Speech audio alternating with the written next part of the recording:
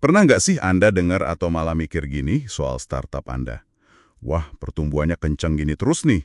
Sebentar lagi nilai perusahaan pasti, jadi 2 kali lipat. Nah, ini dia.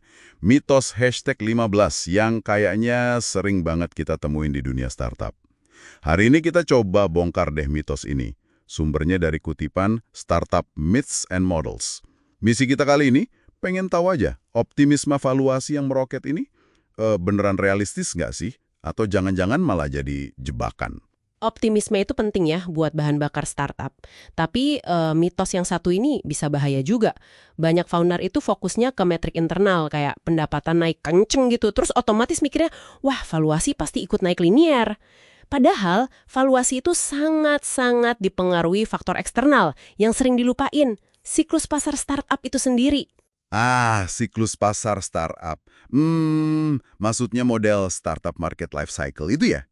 Yang ada 5 tahap, kayak nascent yang baru lahir, terus growing, apalagi ya? Iya, nascent, growing, terus ada fase super hot, nah ini yang seru. Lalu maturing atau mateng, sampai akhirnya mature atau dewasa. Oke. Tapi hubungannya apa nih sama valuasi yang katanya bakal naik 2 kali lipat itu?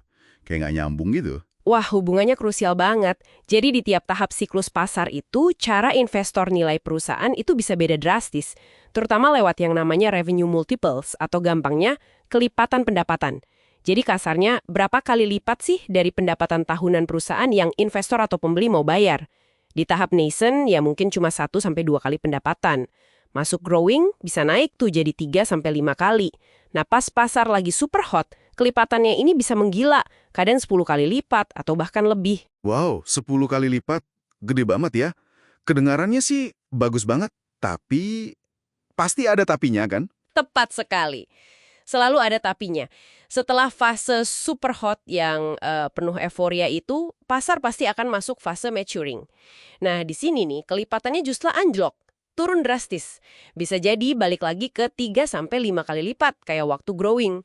Atau malah bisa lebih rendah lagi. Nanti kalau udah masuk fase mature, valuasi itu seringnya udah nggak lihat kelipatan pendapatan lagi, tapi lebih ke laba bersih. Oke. Jadi ini ya bagian yang sering bikin kaget para founder itu, yang nggak diduga-duga. Betul.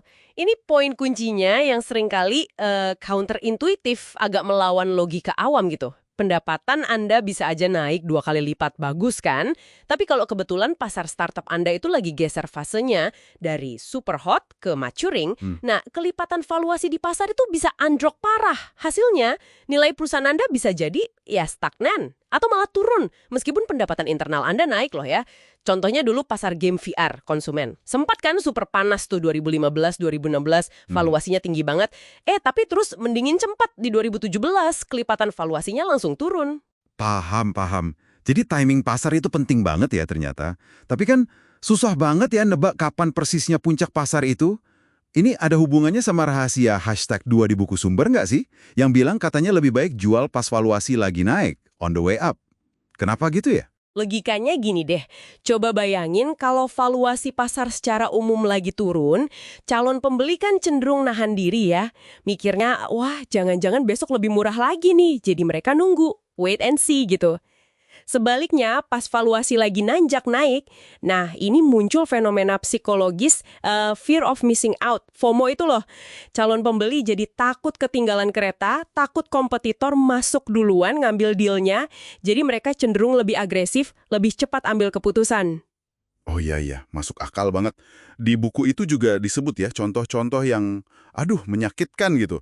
Kayak startupera.com nolak tawaran $120 juta, atau startup game mobile nolak $400 juta gara-gara terlalu optimis nilainya bakal naik terus.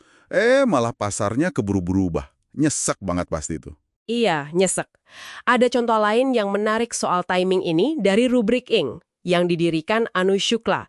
Dia ini jeli banget ngelihat pasar, dia sadar kalau pasar otomatisasi pemasaran itu bakal segera dimakan sama platform CRM yang lebih gede. Nah, ngerasain perubahan angin pasar ini, dia berhasil jual perusahaannya, nilainya $366 juta, tepat sebelum gelembung.com pecah. Timingnya pas banget. Wah, keren itu. Jeli banget baca pasarnya. Terus ada kasus Step Joy juga kan ya, yang iklan mobile itu. Ini kayaknya lebih kompleks deh. Iya, Tapjoy ini kasus dilema klasik startup. Jadi pendapatan mereka naik pesat banget, pasar mobile ads waktu itu lagi gerak dari growing menuju super hot. Keren kan? Tapi ada resiko gede banget di atas kepala mereka. Model bisnis utama mereka yaitu incentive install. Itu loh, model di mana pengguna dikasih imbalan buat install aplikasi lain. Nah, model ini beresiko banget dimatikan sama Apple kapan aja. Akhirnya mereka putuskan buat jual di Maret 2010 dengan kelipatan valuasi yang dianggap bagus ya saat itu. Tapi ironisnya gimana tuh? Ada kelanjutannya kan? Ironisnya, ya setelah diakuisisi, bisnis Tapjoy ini malah meledak. Tumbuh sampai pendapatannya 100 juta dolar per tahun.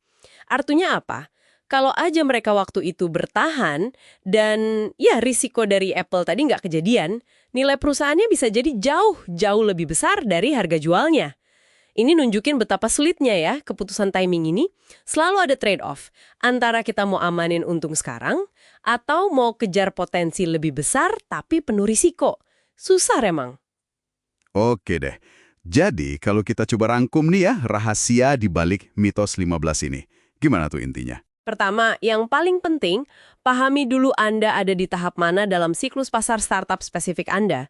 Gimana caranya? Ya lihat transaksi sejenis belakangan ini, berapa kelipatan valuasi yang terjadi. Mitos hashtag 15 ini yang bilang nilai bakal double, mungkin ada benernya kalau Anda masih di tahap awal, kayak nascent atau growing. Pas kelipatan cenderung stabil atau malah naik. Tapi hati-hati banget kalau pasar udah masuk atau malah udah lewat fase super hot, karena hampir pasti kelipatan valuasi bakal turun. Itu yang pertama. Kedua, karena nebak puncak itu hampir mustahil ya. Strategi jual pas valuasi lagi nanjak on the way up itu seringkali lebih aman. Daripada Anda berjudi nunggu puncak, malah kejebak jual pas pasar udah mulai lesu on the way down. Jadi jelas banget ya sekarang, valuasi startup itu ternyata bukan cuma soal seberapa bagus pertumbuhan internal perusahaan Anda aja. Kondisi makro, siklus pasar eksternal, itu dampaknya gede banget. Jangan sampai deh kita terjebak optimisme berlebihan cuma karena angka pendapatan lagi bagus-bagusnya.